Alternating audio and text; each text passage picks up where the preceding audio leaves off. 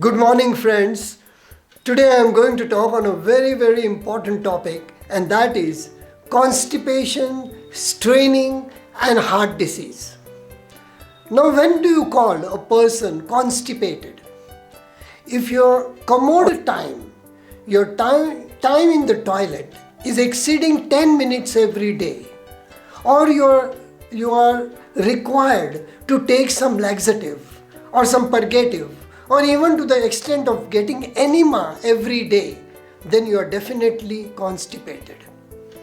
Your commode time should be on average between 5 to 10 minutes only. Now, what are the various bad effects of constipation? Whenever you are constipated, then there is always a chance that during the process of straining, one could develop a surge of catecholamines, surge of those stress hormones, which can cause a rise in elevation in blood pressure. It can cause a spasm of the coronary artery, the arteries that supplies blood to the muscle, giving rise to angina. At times, in very severe situations, there could be dissection of the great artery, that is the aorta, which can land up in an emergency. So straining is very dangerous and very bad.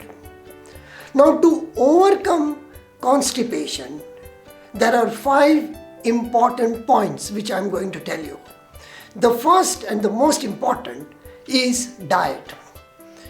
Your diet, if it is rich in proteins, carbohydrates, fats and sugar, and deficient in fiber or roughage, that is going to land you in constipation.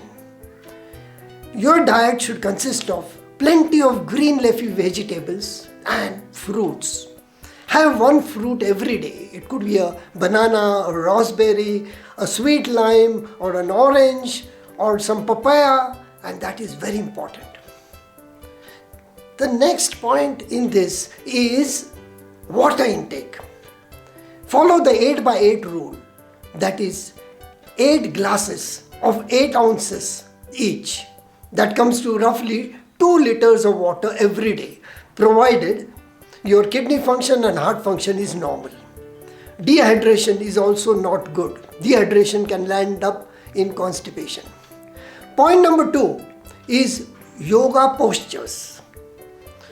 There are certain yoga postures which are very good to overcome constipation, prevent constipation, and those are: number 1, Pavanamuktasana, number 2, Halasana, Sarvangasana, Mandukasana, and Mayurasana. Now, all these yoga postures work through different mechanisms. They relieve stress by increasing the blood supply to the pineal glands, to the hypothalamus. It will increase your BMR. It will optimize the various chakras in the body.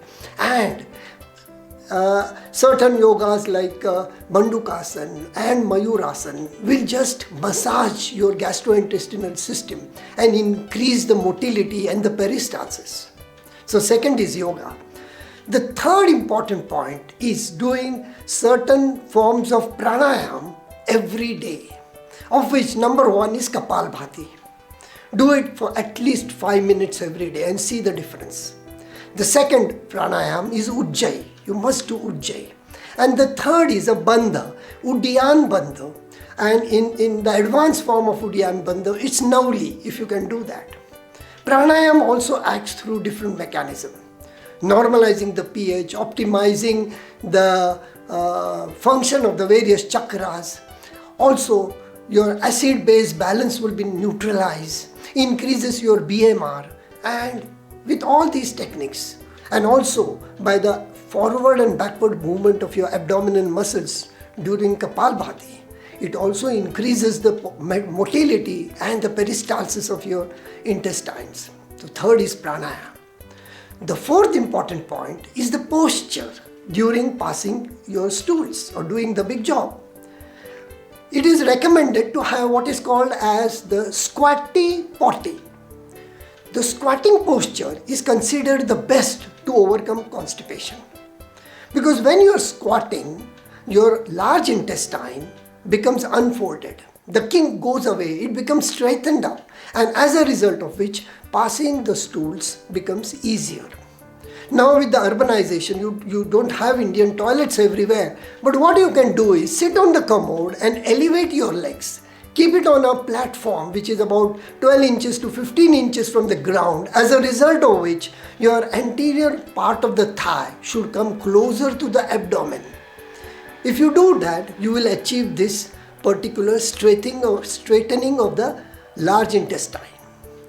Point number 2 in this is distraction. Do not distract your mind. So many people have developed a dependency for defecation. Like they need a big jar of tea, a big cup of tea or a coffee or tobacco or smoking, or even to the extent of either reading or going through your laptop or even watching something on the mobile. So this form of association is also not good. It is exactly the opposite of the process of ejaculation. The process of ejaculation during sex and defecation are a combination of voluntary and involuntary factors.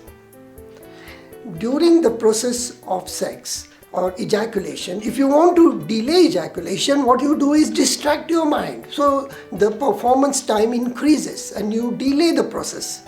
Exactly opposite to that here, if you distract your mind all the time, then you are going to delay the process for defecation. So just close your eyes, concentrate on the external sphincter, and do not create any dependency of gastric motility or doing the big job with any other thing. And lastly, very important, is take care of the various medicines that you are taking. There are certain drugs like say calcium channel blockers like verapamil or maybe diltiazem, or they cause constipation, or iron supplements, certain anti-inflammatory drugs, certain antibiotics. So get in touch with your physician and go in for either parenteral therapy or some other forms of medication or drugs that do not cause constipation. So these are the 5 important aspects: diet, yoga, pranayama, your posture, and drug therapy. So take care of all these and overcome this problem for a very good sense of well-being in the morning and a sense of completeness, which is very vital. Do not strain and do not cause coronary spasm, and protect your heart. So friends, see you again. Anything and everything can wait, but not the heartbeats. Keep your heart beating. Thank you.